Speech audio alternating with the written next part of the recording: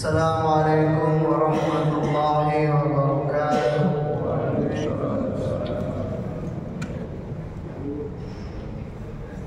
Innal hamdalillah nasta'inuhu wa nastaghfiruhu wa nu'minu bihi wa natawakkalu 'alayhi wa na'udzu billahi min shururi anfusina wa min sayyiati a'malina. من يهده الله فلا مضل له ومن يضلله فلا هادي له. أشهد أن لا إله إلا الله وحده لا شريك له وأشهد أن سيدنا ومولانا وحبيبنا سيدنا محمد صلى الله عليه وسلم. اللهم صل وسلم وبارك على سيدنا محمد وعلى آل سيدنا محمد. قال الله تعالى في القرآن الكريم: وما خلقت الجن والإنس إلا ليعبدون. وقال النبي صلى الله عليه وسلم: من أحيا سنتي فقد أحبني ومن أحبني كان معي في الجنة. أما بعد. Hadirin jamaah salat subuh yang dimuliakan Allah Subhanahu wa taala. Satu nikmat telah Allah berikan kepada kita di pagi hari ini, yaitu kita dapat melaksanakan salat subuh secara berjamaah, yang mana di waktu pagi ini manusia tengah asik dengan tidurnya, tetapi Allah Subhanahu wa taala telah membangunkan kita dari tidur kita. Kemudian Allah Subhanahu wa taala menggerakkan langkah kaki kita dari rumah kita menuju ke masjid, ke rumahnya Allah. Maka orang-orang yang Allah Subhanahu wa taala pilih dalam kebaikan, mengerjakan kebaikan, ini adalah orang-orang yang disayang oleh Allah Subhanahu wa taala. Maka kita harus syukur karena dipilih oleh Allah Subhanahu wa taala dalam mengerjakan suatu kebaikan.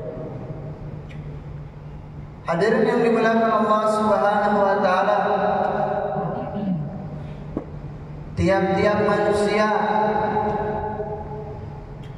semuanya menginginkan yang namanya kebahagiaan.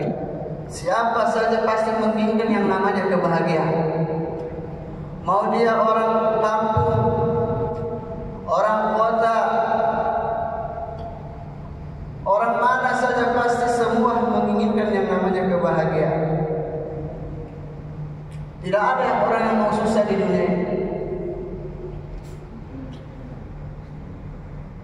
Maka untuk mencapai kebahagiaan tadi, manusia berjalan dengan keyakinannya masing-masing. Ada dia yang meyakini bahwasannya kebahagiaan ada pada nelayan, sehingga dia bergerak untuk turun ke laut mencari ikan. Ada yang dia merasa kebahagiaan ada pada pertanian, maka dia bergerak untuk bisa bagaimana bisa mendapatkan hasil dari pertanian, dan macam-macam profesi-profesi yang lain. Semua tadi untuk mendapatkan kebahagiaan.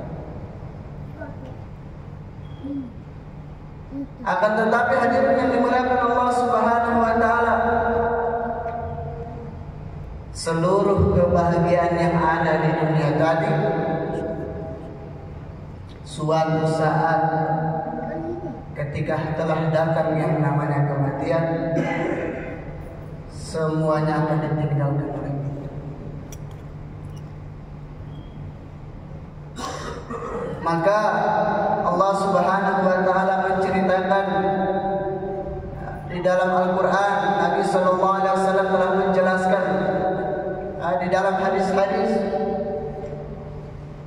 bahwasanya orang-orang dahulu yang mereka mempunyai dunia, bagaimana perbedaannya Fir'aun dan Nabi Allah Sulaiman, sama-sama memiliki harta, akan tetapi ending dari dunia ini berbeda. Kenapa? Fir'aun memiliki harta yang begitu banyak, jabatan yang begitu besar, akan tetapi agama dia tinggalkan, Allah binasakan dia bersama kepala tentara. Qarun hartanya begitu banyak, dia merasa seolah-olah dengan harta tadi dapat membahagiakan dia, akan tetapi ending dari Qarun ini ditenggelamkan ke dasar bumi bersama harta-harta. Tidak ada kebahagiaan dalam harta. Nabi Allah Sulaiman memiliki harta kerajaan yang begitu besar, akan tetapi Nabi Allah Sulaiman ini bersyukur kepada Allah Subhanahu wa taala. Beliau mengatakan, "Hadza min fadli Rabbi." Semua yang aku miliki adalah keutamaan dari Tuhan. Fir'aun, Qarun, Nabi Allah Sulaiman, mereka semua telah tiada di dunia ini. Ribuan jutaan tahun mungkin sudah tiada di dunia ini. Akan tetapi siapa yang sukses di antara mereka telah Allah ceritakan di dalam Al-Quran. Untuk apa? Untuk supaya kita manusia yang hidup di zaman setelah zaman-zaman mereka ini bisa mengambil pelajaran dari kisah-kisah mereka. Maka dimuliakan Allah Subhanahu wa taala. Kenapa dengan harta, dengan jabatan tidak mendatangkan kebahagiaan? Karena semua itu akan kita tinggalkan. Hari ini orang yang berkeyakinan bahwasannya dengan harta, dengan jabatan dapat mendatangkan kebahagiaan, sungguh dia adalah orang yang tersesat dari jalan lurus. Maka dimuliakan Allah Subhanahu wa taala. Allah Subhanahu wa taala jadikan dunia ini sebagai ujian untuk orang-orang yang beriman. Siapa yang dapat mengambil pelajaran dari dunia ini, mempersiapkan bekal sebanyak-banyaknya untuk berangkat ke kampung akhirat, maka ini adalah orang yang paling beruntung. Dalam sebuah periwayatan hadis dari Sayyidina Abdurrahman bin Auf, Nabi sallallahu alaihi wasallam bersabda, orang yang paling pintar, paling beruntung di dunia ini adalah orang yang mempersiapkan kehidupan di dunia ini untuk persiapan kehidupan di kampung akhirat. Dan orang yang paling bodoh, kata Nabi sallallahu alaihi wasallam, adalah orang yang selalu mengikuti hawa nafsunya dan dia berangan-angan Allah Subhanahu wa taala akan memasukkan dia ke neraka. Orang yang jahil sekali. Mengapa demikian? Kita di dunia ini semua kita tahu, untuk mewujudkan suatu keinginan perlu namanya usaha. Ingin membangun rumah, maka kita berpikir bagaimana rumah ini bisa terbangun. Ya kita kerja, dapatkan uang sehingga terwujudnya rumah ini. Untuk dunia semua orang berbuat, tapi sedikit yang mengetahui, sedikit yang faham dengan kehidupan di akhirat. Usaha untuk akhirat adalah usaha yang paling penting. Hari ini kita mati-matian mengerjakan yang sementara, sedangkan kita lupakan yang selama-lamanya. Nabi SAW bersabda, mafhumnya, dunia ini sangat kecil sekali dibandingkan dengan akhirat. Wa farihu bil hayatid dunya wa mal hayatid dunya fil akhirati illa qalil, kata Allah. Hari ini orang bergembira diberikan keduniaan.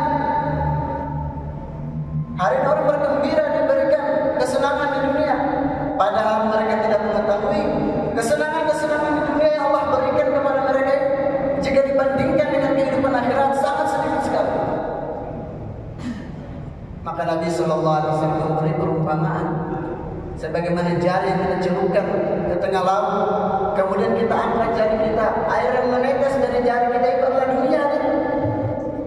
Hari ini kita mati menjadi tetes tadi, sehingga kita melupakan samudra yang begitu luas.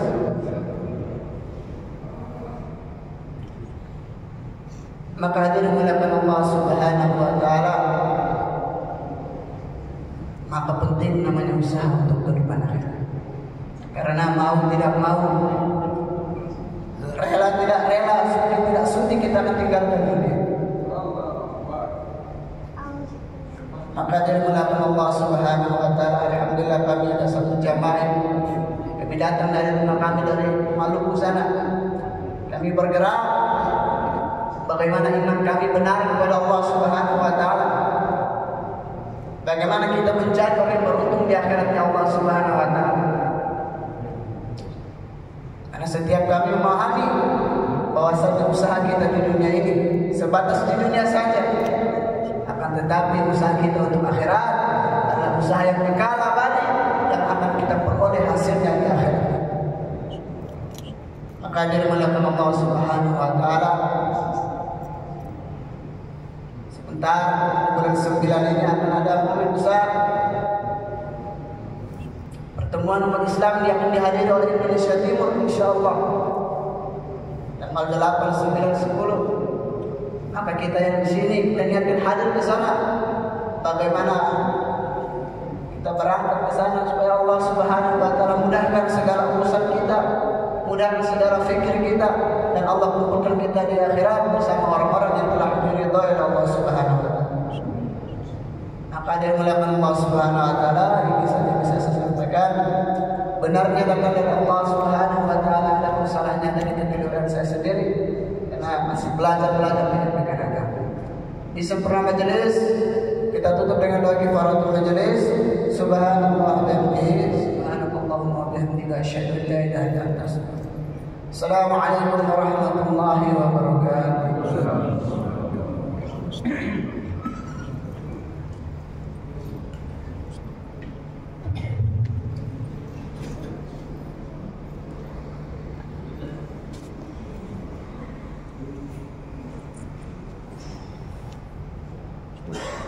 Ya.